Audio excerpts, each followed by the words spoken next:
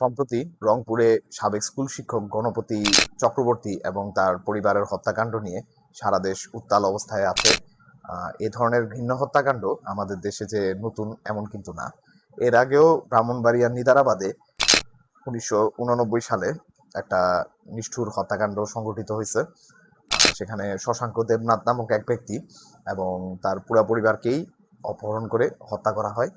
তো সেই সময় ঘটনাটা খুবই আলোড়ন সৃষ্টি করেছিল। আর দেশের খ্যাতনামা প্রখ্যাত ঔপন্যাসিক শহীদুল জহির যখন তার সে রাতে পূর্ণিমা ছিল এই বইটা যখন উনি লেখছেন, এই বইটার ব্যাপারে তিনি একটা সাক্ষাৎকারে উল্লেখ করেছেন যে নিদারাবাদের যে নৃশংস হত্যাকাণ্ড, সেই হত্যাকাণ্ড থেকে তিনি অনেকটা ইন্সপায়ার্ড হয়ে এই বইটা লিখেছেন। তো সে রাতে পূর্ণিমা ছিল এই বইয়ের মূল কাহিনীতেও দেখা যায় যে মফিজউদ্দিন এবং তার পুরো পরিবারকে এই কাহিনীর ভিতর হত্যা করা হয়। আচ্ছা, এবার আসা যাক এই ধরনের নৃশংস হত্যাকাণ্ড কেন সংঘটিত হয়। একটা মানুষ হয়তো খুন হতে পারেন, কিন্তু কেন তার পরিবার ধইরা মানে পুরো বংশসহ তাকে নির্বংশ করা লাগবে? তো নিদারাবাদের হত্যাকাণ্ডটা সেদিকে যদি আমরা তাকাই, তো এখানে দেখা যায় কি সেই পরিবারের গৃহকর্তা শশাঙ্ক দেবনাথ, তিনি 1987 সালে প্রথম আর কি নিখোঁজ হয়ে যান। তো নিখোঁজ হওয়ার পরে পুরা গ্রামে আর কি যারা হত্যাকারী ছিল তারা নিজেরাই রটায় দিছে যে শশাঙ্ক ইন্ডিয়া চলে গেছে, আর কি ইন্ডিয়া ভাইগা গেছে। এরপরে 1989 সালে তারা আর কি তার যে বাকি পরিবার আছে, তার স্ত্রী এবং সন্তান, তো তাদেরকে অপহরণ করে তারা হলো হত্যা করে এবং বলে যে শশাঙ্ক তিনি আর কি ইন্ডিয়া চলে গেছে এবং তার পরিবারকে নিয়ে সে হলো ভেগে গেছে। কিন্তু পুলিশ যখন পরবর্তীতে ইনভেস্টিগেশন করে, যারা খুনি ছিল তারা দেখা যায় কি ভুয়া দলিল, ভুয়া কবলার মাধ্যমে এই শশাঙ্কের জমি, জায়গা জমি, এই জিনিসগুলো দখল করার হলো যখন অ্যাটেম্পটা নেয়, তখন কিন্তু পুলিশ একটা ট্রেস পায় যে এরা হয়তো এই অপরাধের সাথে জড়িত। এবং পরবর্তীতে যখন বিল থেকে আর কি শশাঙ্কের ও তার পরিবারের আর কি লাশটা উদ্ধার করা হয় বিলের ভিতর, তো একজন আর কি নৌকা নিয়ে একজন স্কুল টিচার যাচ্ছিলেন, তিনি হঠাৎ করে দেখেন যে বিলের ভিতর এরকম দুর্গন্ধময় তেল ভেসে আছে। তো তিনি তখন আর কি ইনভেস্টিগেশনে নামেন। তো স্থানীয় গণ্যমান্যদেরকে নিয়ে বিলের ভিতর আর কি সার্চ করার পর তখন তারা আর কি ড্রামের ভিতর খণ্ডিত মরদেহগুলো তারা উদ্ধার করে। তো দেখা যাচ্ছে কি এই ক্ষেত্রে প্রধান যে মোটিভটা আছে সেটা হচ্ছে যে তাদের সম্পত্তি হলো দখল করা। গণপতি হত্যাকাণ্ড সেটা আর কি এখনো তদন্তাধীন অবস্থায় আছে। সো এই বিষয়ে আসলে এখনো পর্যাপ্ত তথ্য পাওয়া যায়নি বা আইন শৃঙ্খলা বাহিনীর হাতে আছে। তো এই বিষয়টা নিয়ে মন্তব্য করাটা এখনো আর কি সমীচীন না। পুলিশের তদন্তে যতটুকু জানা যায় যে তাদের বাসার ছাদে দুজন ছেলে আর কি ইয়াবা সেবন করতেছিল। তো সেটা আর কি এই গণপতি স্যার তিনি দেখে ফেলেন। তো দেখে ফেলার পর তিনি যখন তাদেরকে আর কি বাধা দিতে চান, সেই সময় তারা আর কি তাকে শ্বাসরুদ্ধ করে হত্যা করে। তো তার পরিবারের লোকজন আর কি তার স্ত্রী, তার মেয়ে, তো তারা যখন আর চিৎকার শুনে চলে আসেন আর কি উপরে, তখন সেই পর্যায়ে আর কি তাদেরকে হত্যা করা হয়। তো এটাও একটা কারণ হইতে পারে। কারণ হচ্ছে যে যখন আমাদের দেশে মাদকাসক্তের সংখ্যা অনেকাংশেই বেড়ে গেছে এবং এটা আগের যে কোনো সময়ের তুলনায় অনেক বেশি। এবং ইয়াবা এমন একটা মাদক যে সেটা খেলে দেখা যায় যে মানুষের আর কি হিতাহিত জ্ঞান একদমই লোপ পাওয়া যায়। মাদকাসক্ত লোকজন অনেক ধরনের ছিচকা চুরি থেকে শুরু করে বিভিন্ন ধরনের ক্রাইমে কিন্তু মানুষজন জড়িত হচ্ছে। তো এই ধরনের আসলে ক্রাইম আর কি তাদের খুন করে ফেলা, কারণ মাথা তো ঠিক থাকে না, তো এটা আসলে খুব একটা অস্বাভাবিকও না। তো পুলিশ এখনো তদন্ত করতেছে, তো আশা করা যায় যে তদন্তে আর কি পুরো ঘটনাটা বেরিয়ে আসতে পারে। এবার আমরা চলে আসি উপন্যাসের মূল কাহিনীর দিকে। শহীদুল জহিরের সে রাতে পূর্ণিমা ছিল, এটা বাংলা সাহিত্যে জাদু বাস্তবতার অন্যতম একটা সেরা উদাহরণ বলা যায়। তো এই কাহিনীর ভিতরে মূল চরিত্র হচ্ছেন মফিজউদ্দিন। তিনি পরবর্তীতে আর কি মফিজউদ্দিন সর্দার হন। তিনি সুহাসিনী গ্রামের একদম রাজনৈতিক প্রভু বলা যায়, রীতিমতো আর কি সামান্ত লর্ড আর কি, ফিউডাল লর্ড সেই গ্রামের।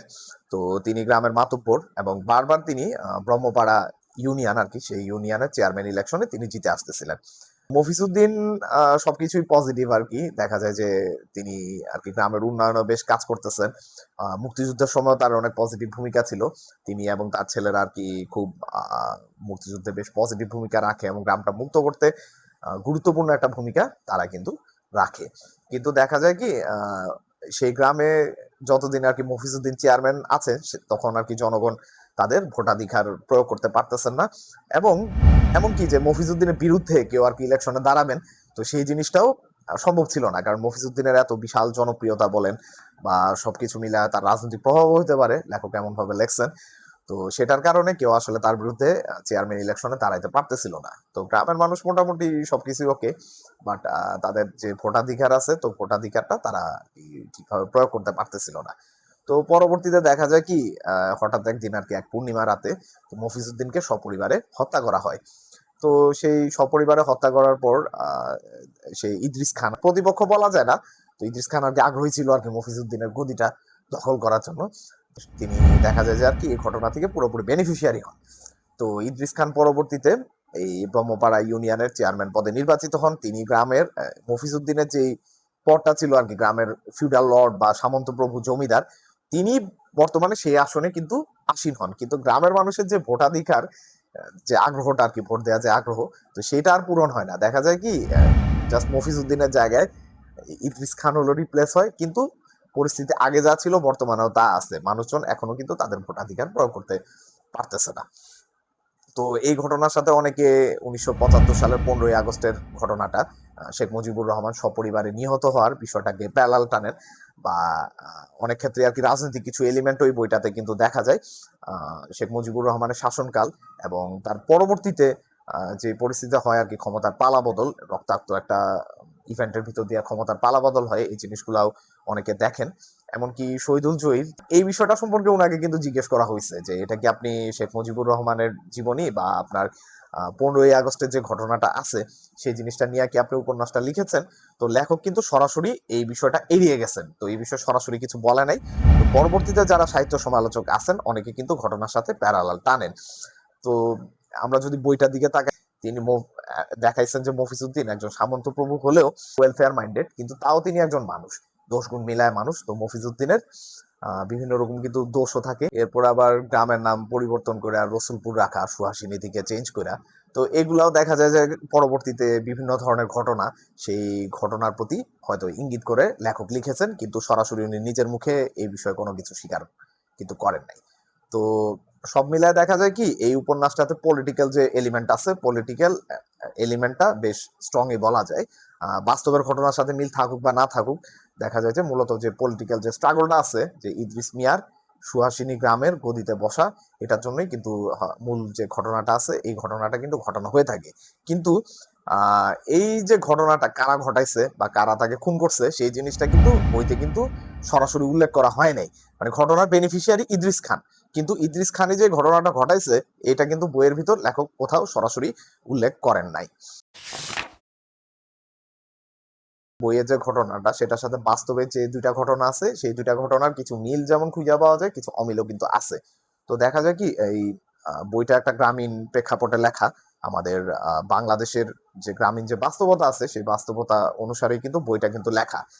আর এখানে কিন্তু রাজনৈতিক এলিমেন্টটা অনেক বেশি মাত্রায় প্রাধান্য পায়। কিন্তু এই দুইটা হত্যাকাণ্ডের ক্ষেত্রে আমরা দেখতে পারি যে রিসোর্সের যে কন্ট্রোল আছে, বিশেষ করে নিদারাবাদের ঘটনা আর রংপুরেরটা কেন হয়েছে এটা এখন পর্যন্ত আমরা জানতে পারি নাই।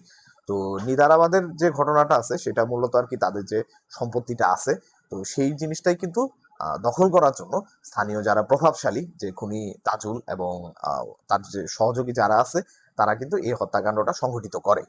তো রংপুরের ঘটনাটা হয়তো সামনে কেন ঘটছে এটা বের হয়ে আসবে, তো এই ব্যাপারে আপাতত আমরা মন্তব্য না করি।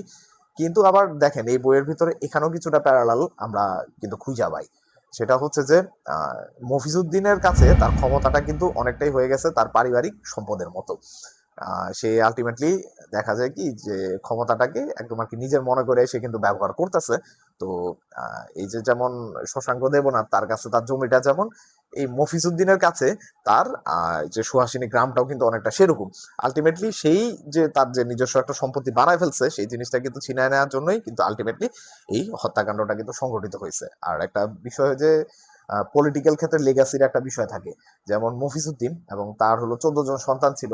তো পরবর্তীতে তার যে সন্তান যারা আছেন, তো তার সন্তানরা যাতে তার আর কি লিগেসি টিকায় রাখতে না পারে, বা তাদের থেকে কেউ আবার যাতে ব্রাহ্মণপাড়া ইউনিয়নের চেয়ারম্যান নির্বাচিত না হয়ে যায়, সেটা এই হত্যাকাণ্ডের অন্যতম একটা মোটিভ কিন্তু মনে হয়।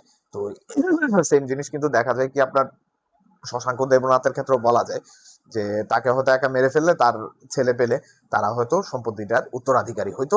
তো সেই ক্ষেত্রে হয়তো যারা সম্পত্তিটা দখল করতে চাইতেছে তারা হয়তো সেই ক্ষেত্রে সফল হইতো না। তো আলটিমেটলি সেই কারণেই দেখা যায় যে একটা লেগাসির সমাপ্তি ঘটানোর কিন্তু প্রয়োজন হয়ে থাকে। তো আর অন্যান্য সাহিত্য আমরা বেশ কিছু এক্সাম্পল এই ধরনের দেখতে পারি, যেমন গেম অফ থ্রোনস। আমরা যারা আর কি ফ্যান্স আছি বা যারা সিরিজটা দেখেছেন বা বই পড়ছেন, তো গেম অফ থ্রোনস এর অন্যতম কুখ্যাত একটা ঘটনা কিন্তু হচ্ছে রেড ওয়েডিং। যে রেড ওয়েডিং এ দেখা যাচ্ছে বোল্টন আর ফ্রে তারা ল্যানিস্টারদের সাথে হাত মিলায় ষড়যন্ত্র করে ক্যাটলিন স্টার্ক, রব স্টার্ক সহ তাদের একদম মানে সব অংশে তাদেরকে নিধন করে। তো আলটিমেটলি এই জিনিসটার মাধ্যমে তারা চেয়েছিল কি স্টার্কদের যে বংশটা আছে আর কি সেই পুরা বংশটাকে একদম আর কি শেষ করে দিতে, যাতে, কারণ রব স্টার্কের মৃত্যু হলো দেখা যায় যে তার ওয়াইফ সেই সময় প্রেগনেন্ট ছিল, বা নর্থের অন্যান্য লোকজন যদি থাকতো আর কি তারা সেই ক্ষেত্রে হয়তো পরবর্তীতে কিং ইন দা নর্থ হইতো, এবং এই মুভমেন্টটা কিন্তু চালু থাকতো আর কি, যে নর্থের যে স্বাধীনতা ঘোষণা করছিল রব স্টার্ক, তো এই জিনিসটা হতো, তো স্টার্ক বংশের লেগেসিটা কিন্তু ঠিকই থেকে যেত। তো তাদের আলটিমেটলি টার্গেট ছিল যে এই লেগেসিটা পুরোপুরি হলো শেষ করে দেয়া, যাতে পরবর্তীতে আর কি স্টার্ক নেমটা নিয়ে কেউ সামনের দিকে এগুতে না পারে। দিন শেষে ক্ষমতার উপরে নিয়ন্ত্রণ বলেন কিংবা সম্পত্তির উপরে নিয়ন্ত্রণ বলেন, মানুষের যে লোভ, অন্যের একটা পজিশনে একটা জিনিস আছে সেই জিনিসটা আমার নিজের পাওয়া লাগবে, এই জিনিসটাই কিন্তু অনেক হত্যাকাণ্ড বলেন বা ক্রাইম বলেন সেই জিনিসের মোটিভেশন হিসাবে কাজ করে থাকে।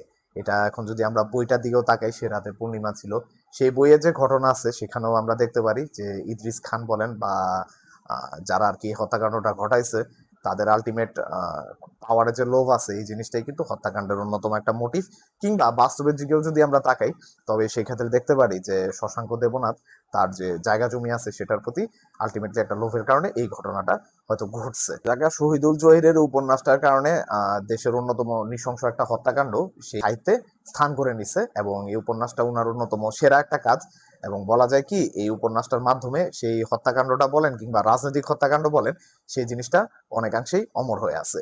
তো এভাবেই দেখা যায় যে একটা নৃশংস যে কোনো একটা ঘটনা, সেই ঘটনা থেকেও ইন্সপায়ার্ড হয়ে একটা ভালো কিন্তু একটা সাহিত্যকর্ম রচিত হইতে পারে। তো বইটা যারা পড়েন নাই অবশ্যই পড়ে নেবেন, আমি সবাইকে স্ট্রংলি রেকমেন্ড করতেছি।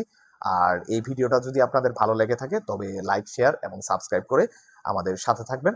Thank you everyone. এবং আমরা আশা করতেছি যে রংপুরের গণপতি চক্রবর্তী এবং তার পরিবার তাদের যে হত্যাকাণ্ড সেটার সঠিক বিচার যাতে নিশ্চিত হয় এই কামনা নিয়ে শেষ করছি।